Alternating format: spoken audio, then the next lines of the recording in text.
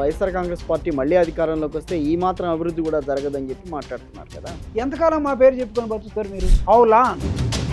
ఓడిపోయినోడి పేరు నువ్వు జీవితకాలం ఉచ్చరించిందే నీకు జీవితం లేకపోతే మాకు వచ్చిన ఓటింగ్ శాతం ఎంత చెప్పండి? 41%. మరి అలా అయితే మొన్న ఎన్నికల్లో గెలవాల్సిందిగా. నిజంగా ప్రజలే ఓటేసారా? ఈఎంల ద్వారా ఓటేసుకున్నారా?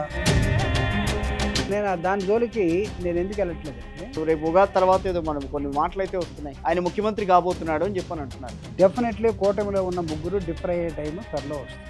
వైఎస్ఆర్ కాంగ్రెస్ పార్టీ 5 ఏళ్లలో ఏ రకంగా అవినీతికి పాల్పడకపోతే 11 ఎందుకు వచ్చినాయండి? ఇక్కడ ఆపండి ఈసారి రచ్చంతా ఎందుకు?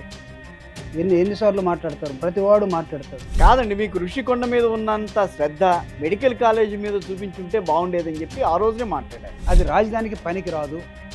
జగన్మోహన్ రెడ్డి గారు తప్పు చేశారు. గత ప్రభుత్వం కంటే ఈ ప్రభుత్వంలో మాకు పథకాలు బాగా అందుతున్నాయని చెప్పి ఇప్పటికీ చాలామంది చెప్పారు. I throw a challenge. YSR Congress party రేపు ఎన్నికల్లో వెళ్ళాలని అనుకున్నప్పుడు ఏ రకమైన నిర్ణయాలు తీసుకునే అవకాశం ఉంటుంది ఇప్పుడున్న పరిస్థితి? మేము జీవితకాలం గెలవాలని మేము కోరుకోవడం కూడా తప్పు. నేను ఆఫ్టర్ ఆల్ అంటున్నానని ఏమనుకోకుండా